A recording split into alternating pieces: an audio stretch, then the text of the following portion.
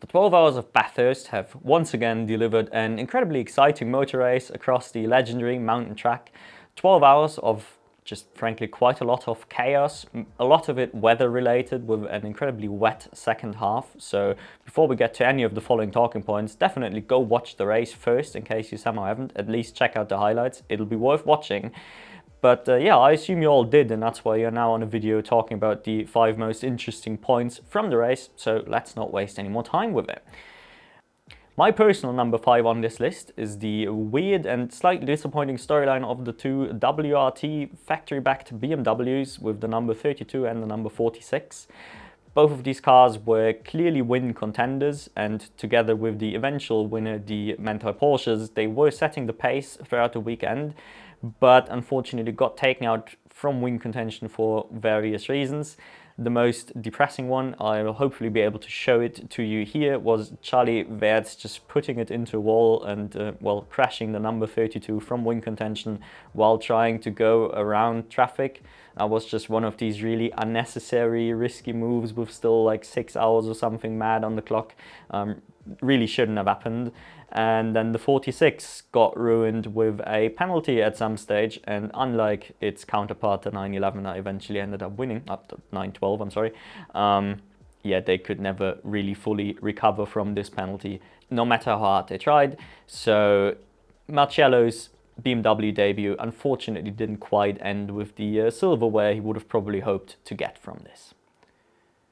My 4th point is the Mercedes struggles, and obviously we do know it's GT3 racing, BOP is a thing, it can't always go in your favor, but it was still pretty noticeable that the Mercedes that won the last couple of years were struggling for raw pace all around and really never looked like they were able to win the race on raw pace alone.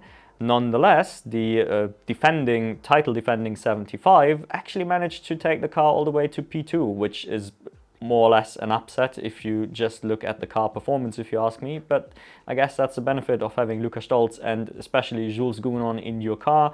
The latter also happened to get a new lap record around Bathurst in a modified AMG GT3. Check it out. It might be in the background here actually, but I don't know if I can use that.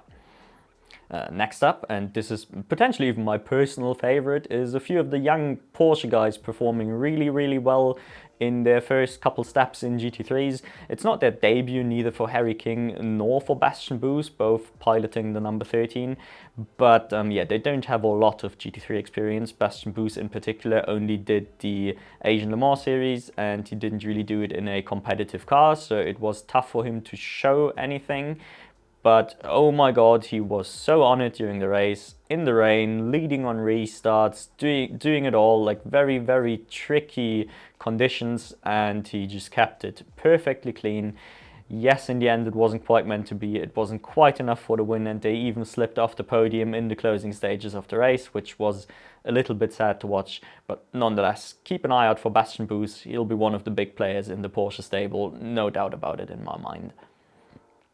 Now, the big one, the scandalous one, the Invitational Class. This one has caused a lot of shit steering and drama on the social medias and everywhere, people calling for the Invitational Class to get removed, other people getting very defensive about it for some reason. Now, my personal stance on this is, first of all, sportscars in general is better in multi-class, but it's not a necessity for me if the field is as deep as it was here. The top class was really stacked with like not just teams, but especially drivers, obviously my personal focus. So I didn't need the Invitational Class. I didn't really pay any attention to the Invitational Class, especially once it became clear that it was going to be a bit of a shit show. So I don't really need it for my own enjoyment. I don't think it needs to be removed just because of one very trashy race, but nonetheless, if we have the discussion about LMP3 in IMSA last year, for example, I think it's at the very least fair to have the same discussion here. The Invitational Class cars cost, I want to say, without actually having any of the official numbers, probably like 90% of the safety cars, at least like 75 or something. It was ridiculous.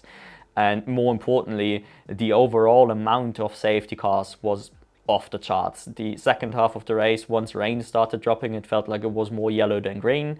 So this really shouldn't be a thing in a top flight elite level sports car race, which this is. Yes, you want to keep it accessible to the grassroots level, and you want local people to be able to enter their cars and everything, and there's a balance there, and I get all of this. But nonetheless, this is supposed to be one of the crown jewels of sports car or GT3 racing at least. So the race should not be ruined by, you know, poor driving standards in subpar classes, if you ask me. Now, to end on a positive note, last but not least, and who else could it really be? The top story, the winner, the Grello, the number 912. I would be sitting here in full Grello merchandise if I didn't have a green screen behind me, which it turns out it doesn't like a green car on your t-shirt.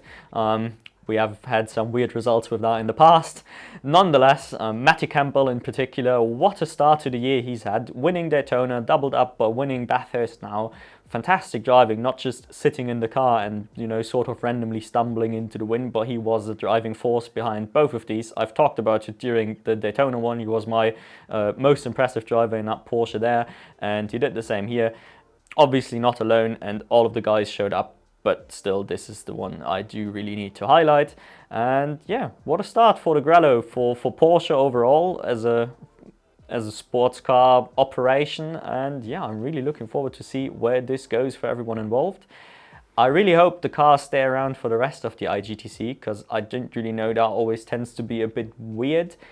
But yeah, if they do, definitely expect both the Porsches and the WRT Beamers to keep going at it for the title, and I'll be here for all of it. So if you want to see me talk about all of it, you can consider subscribing to the channel or liking the video, and then I'll see you all in one of the future ones.